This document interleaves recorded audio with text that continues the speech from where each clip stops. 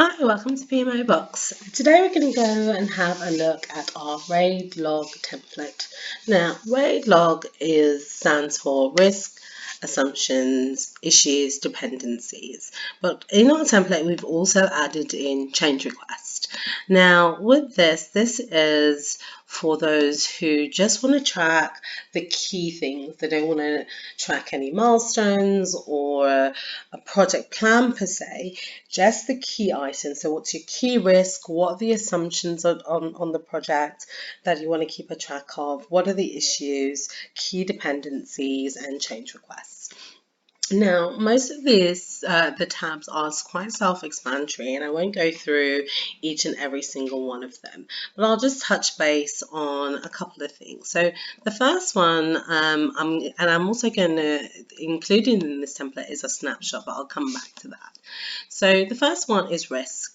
So logging and keeping track of your risk is a best practice for any project or program.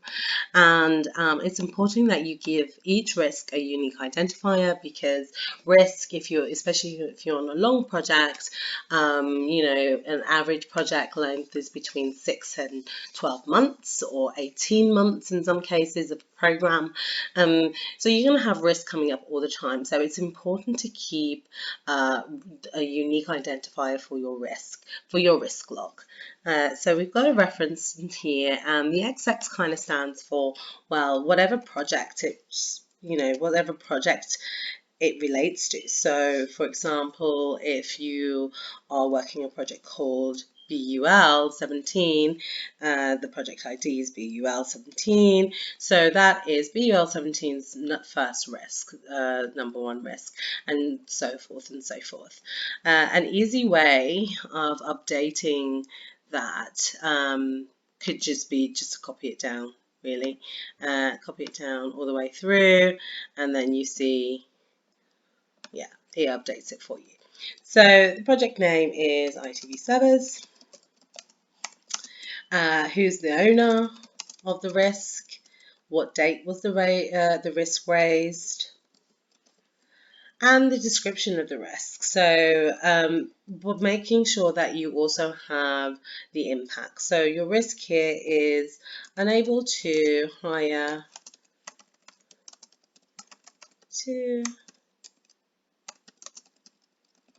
network engineers in time for delivery period in the for installing in this data center.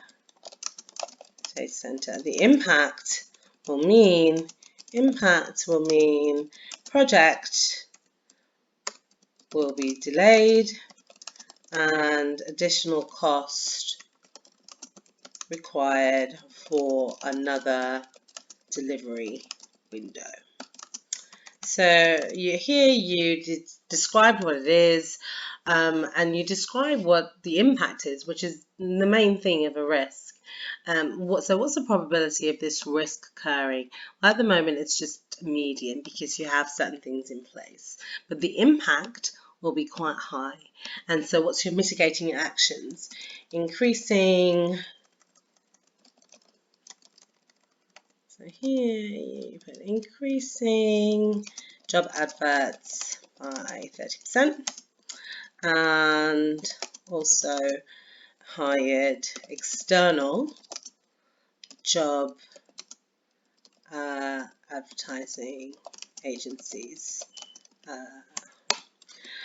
You're hoping to resolve this by the end of the month, so 30th of May. And the status of this is open. It's an open project. And so with this, you just continue going on and on as your risks come up. And what's good as well, if you wanted to archive it, you can, or you can just click here and click close. So you can say here, mitigating actions. This has now worked because your risk now is closed. And so there's an audit trail of all the risks that you've opened and risks that you've closed, because you're able to deal with it. Assumptions are the same. Again, you put in your unique identifier, you put in the date that it was raised, who owns it, the assumption description, so whether it's a good assumption or a bad assumption, so what type. So if you're, for example, is this an organizational assumption, or is this a strategic assumption, or what type of assumption is it that you want to record, and the implications of it as well. So again, just detailing whether or not these assumptions are something that you want to put a mitigating action in place, and also the status of it. Is it green, red, or amber? Sorry, the health of it. Is it green, red, or amber? And the status, whether it's an open or closed assumption, or sometimes even cancelled. Sometimes the assumption isn't something that actually, after further digging, is valid. So you can even cancel that. The same with issues. So issues are obviously things that have already occurred. So with an issue, again, pretty much straightforward. You fill out all the relevant columns, you give the description of the issue and the level of impact. So it's already hit. So unlike a risk where you have the probability, this is already occurring, and the impact actually is quite low. Even though you want to make a note of it, it's a low issue. There is impact, but it's low, and your criteria of how you grade this should be agreed with the PMO. If you have a PMO or a project board, or even your senior sponsor, what is considered a low issue, medium, or high issue for your project or program. The mitigating actions that are in place, you'll detail that here, the resolution date, and whether or not it's open or closed. So you can probably close this one. I'll show you how this works with the snapshot. Dependencies is interesting. So not many places will put a dependency tab in, but they're very, very useful. And the good thing about a dependency could be as light touch or as complex as you'd like to make it out. It depends on, your organization, but it's good to get it down because it's accountability, and it's accountability on whoever is delivering that dependency that you need for your project. And you should make a record of it, so there's an audit trail in case that dependency does not get delivered and therefore impacts your project. So it's best practice really to record as many dependencies and make sure that it goes on record, and whoever owns that dependency, project, program, or person is aware that your project is relying on them to deliver. And so this is really good and useful. It's not as used as much as it should be, but it's definitely worth knowing what your dependencies are, who they are with. The dependency type here is around inbound and outbound. So is there an inbound dependency? So it's something that you're waiting to come into your project, or is it an outbound dependency? So somebody else is waiting for your project to deliver in order for them to move ahead with their program or project. So it's recording what the dependency type is. And then if you want to, again, depending on your organization, you can put an ID on it, whatever works for yourselves. So you can put depend 01, and the name of the corresponding project, whether it's inbound or outbound, and the milestone it relates to, milestone name, and what the dependency description is. When is that dependency required by? Now, it's really clear that the required by date and delivery date of dependency doesn't correspond with your project end date, because obviously you won't need the dependency when your project ends. You need it before then. So it's really clear that this is when you require the dependency to be delivered, or vice versa, when the corresponding project needs the dependency to be delivered. So again, it's good practice to get into a habit of that, especially if you want to have more accountability within your program or projects or organization on what is needed, when it's needed by, and you have the audit trail here.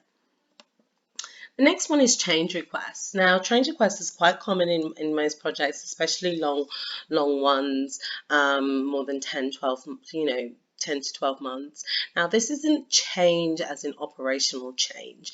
This is more if there's a change to your project in terms of whether it is a budget change, so you think you need more money, whether it's scope change, whether you need to remove something that originally during initiation you agreed to deliver but now you can't, or things have changed and now they're asking you to do more as part of a project. So again, it's about transparency and accountability and having a record of when key things change in your project, especially the long-term ones, is good practice. Description, again, write out what the change is that you're requiring and what the impact it has, especially if it's scope. If it's scope impact, well, you want to note that I'm doing more with the same resources for the same budget, but we're delivering more. So you want to get that down on record and you want to get that approved. So who's the change approver? Now, standardly, it would be your program lead, but in most cases, it might be the project sponsor, because if the project isn't delivered within a certain time because you have additional scope, you need to make sure that that is clarified. And then the change status, you might get the change rejected.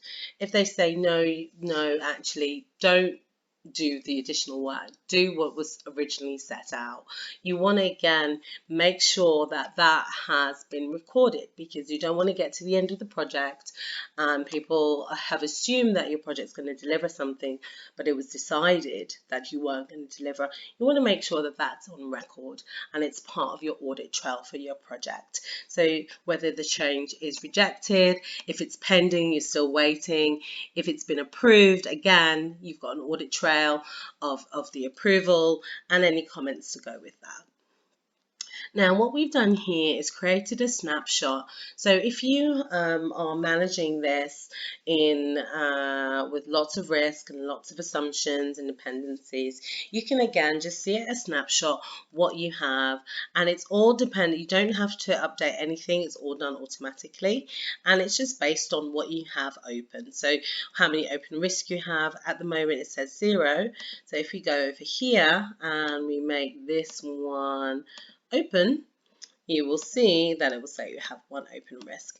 And the same with the assumptions. All the assumptions are open now. But say if we closed one, that should go down to 8, which it does. And the same for the issues, open dependencies, and pending change requests. So pending means it's open. If it's been approved or it's been rejected, you probably don't really need to record it in your snapshot, but it will still obviously be recorded here. But if you've got things pending, which is essentially open, you can have that in your snapshot. So this is so it's quite easy for you to see exactly what's going on in your project.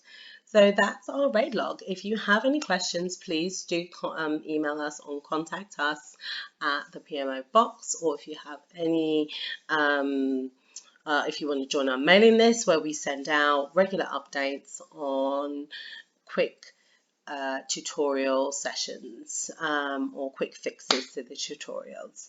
Thank you for your time. Have a great day.